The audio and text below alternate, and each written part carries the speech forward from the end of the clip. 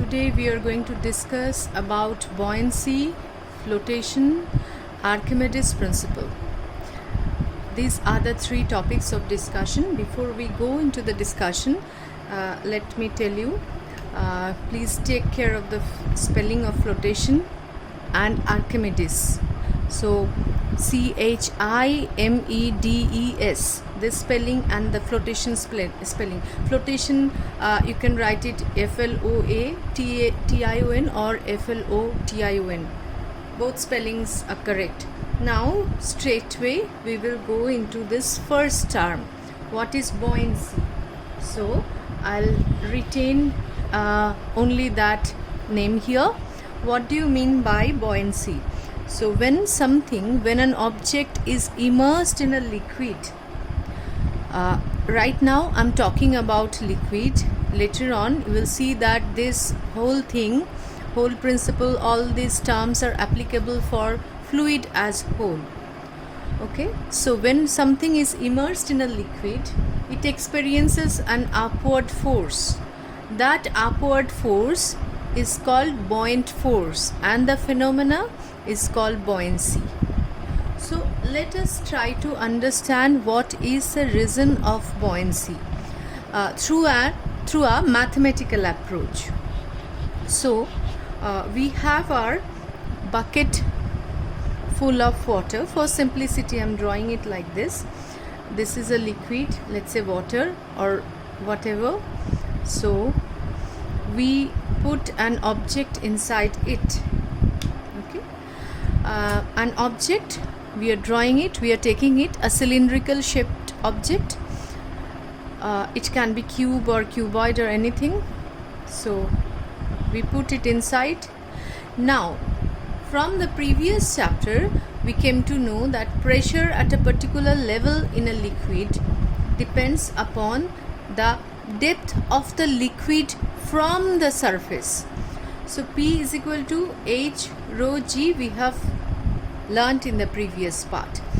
Now this cylinder is of height, this height is H, this area of the cylinder is A, and let's say this upper surface of the cylinder is at a height H1 from the surface of the liquid, and the lower part of the cylinder, the lower surface area, is at a height or depth H2 from the surface of the liquid. So clearly here you can see that H2 minus H1 is your H. H2 minus H1 is H. So we can see that H2 minus H1 is equal to H. Well, now what is the pressure at the upper surface? Okay, so for the upper surface, pressure P1 equal to this is at a height H1 and the liquid, let's say, have a density rho. So H1 rho G. In which direction is it acting? In which direction the pressure is acting? On the upper surface the pressure is acting downward. So the pressure is acting downward here. So I am writing it with a downward arrow. Now for the lower surface, what is the pressure? The expression of the pressure is P2 equal to H2 rho G. Now because it is at a height or depth H2, the liquid is same, so rho is same. Now think about this one. We know that the liquid pressure has certain characteristics. Among all the characteristics, one of them is at a particular depth in a liquid, the liquid pressure is same and it acts in all direction. Liquid pressure at a particular depth remains same and it acts at all direction. Now at this point pressure is acting downward. This downward pressure is not acting on this surface, only the upward force is acting on this bottom surface. So this pressure P2 is of course acting downward, but it is not acting on the body. The pressure P2, whatever is acting on the body, is acting upward here. So this is from the characteristics of the liquid, that at a particular point pressure acts in all direction. So we will consider only the upward pressure here. Now see, as H2 is of course greater than H1, we can see that P2 is greater than P1. So the net upward pressure on the body is more than that of the downward pressure. So what is that net upward pressure? Net upward pressure equal to P2 minus P1. That is equal to, putting the value, H2 rho g minus H1 rho g, that is again equal to H2 minus H1, there's a little bit of algebra, rho g. But we know that H2 minus H1 is H, so we get excess pressure, excess upward pressure equal to H rho g. What is H here? H is the height of this object immersed. Okay, after clearing this part, we need to find out the upward force on the body. Here, for the sake of simplicity, we are considering a symmetrical object. The area of this side is also A. Now, the excess pressure at the bottom is H rho g. Now, let me erase everything here and retain only the net upward pressure, that is equal to H rho g, where H is the height of this object. Now, what is the net upward force? Net upward force, we know that force per unit area is pressure, so that gives you force equal to pressure into area. So from this theory, we can write that net upward force is equal to net upward pressure into area, and we get this H rho g into A. But what is A into H? A into H is the volume of this object. So we get that V rho g is the net upward force, and this is termed as the buoyant force. Buoyant, take care of the spelling. Buoyant force. So we have the expression of the buoyant force V rho g. What is V? V is the volume of the object immersed in the liquid. What is rho? Rho is the density of the liquid. Take care. V is the volume of the object. Let me underline it. Volume of the object is V, but rho is the density of the liquid. So V and rho are the parameters of two different things. Okay, and g is acceleration due to gravity. Now we'll discuss this formula. Let me erase everything here. So V rho g we will discuss now.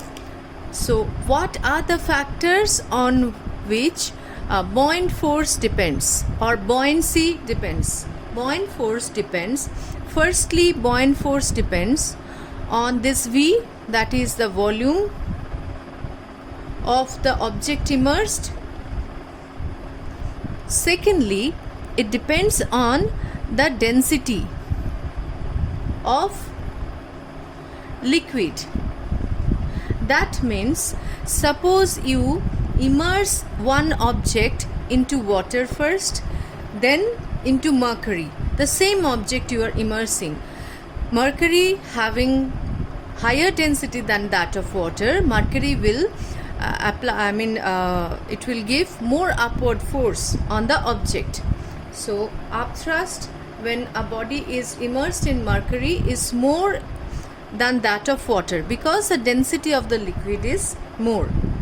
Now, volume of the object also matters. When the volume is more, upthrust is more. It will try to, when the upthrust is more, then the body will try to go up. Okay. Now, up to this much, from this expression, we will go into a law, a principle. There is an interesting story related to this principle. This principle is called Archimedes principle, and please try to go through the story in your internet, and next day maybe when we get time in the class we'll discuss the story. Archimedes principle. He was given a task by his king, and while doing experiment, while trying to solve the problem given by his king, he found out this Archimedes principle, and a word related to this is eureka, eureka. So go through that story of that eureka, and we will discuss that when the school reopens. So as of now, let us discuss the law from this expression, B is equal to V rho G. Now, Archimedes principle states that when a body is fully or partially immersed in a liquid, it experiences an upward force. Upward force, that is the buoyant force, which is equal to the weight of the displaced liquid. When a body, once again I am saying, when a body is fully or partially immersed in a liquid, it experiences an upward force B, which is equal to the weight of the displaced liquid. Now B is equal to V rho G. How can you relate it with weight of the displaced liquid? So let me again draw this that container containing the liquid or water, whatever we have, and the object here. So the object here is this, and it's having a volume V. So when the object is, we are immersing the object inside the liquid, so the liquid will not contract. So when the body is immersed, it will displace certain amount of liquid. What amount of liquid? Definitely it will displace V volume of liquid and go inside it. Liquid will not compress and leave the space. It will displace and leave the space for the object. So how much liquid it will displace? Its own volume. It will displace its own volume of liquid. So the volume of the liquid displaced is of course equal to the volume of the object. Okay. It cannot go inside just like that. It will not compress itself, neither the liquid will compress itself. When it goes inside, it will displace its own volume of liquid. What is the volume of the liquid displaced? V. Okay. V volume of liquid সরিয়ে এর ভেতরে ঢুকে গেল, জল সরালো বা liquid সরালো, তারপর এর ভেতরে ঢুকলো. So liquid displaced is V. Now the density of the liquid is rho. Now we know that mass per unit volume is density. So mass of the liquid displaced is V into rho. Here rho is the density of the liquid. So V is the volume of the displaced water into the, or the displaced liquid into density of the liquid. That will give you the mass of the displaced liquid. Okay. So this V rho is the mass of the displaced liquid, and M into G, we know that weight of the displaced liquid. So whatever we have derived this, B is equal to V rho G, this is actually nothing but Archimedes principle. When a body is fully or partially immersed in a liquid, it experiences an upward force which is equal to V rho G. V rho G is the weight of the displaced liquid. Okay, so this is all about buoyant force and Archimedes principle and the factors on which this buoyant force depends. Next day we will start our discussion with flotation, and the conditions of flotation. So today go through this calculations and the concept of this Archimedes principle, and please try to memorize this formula, B is equal to V rho G.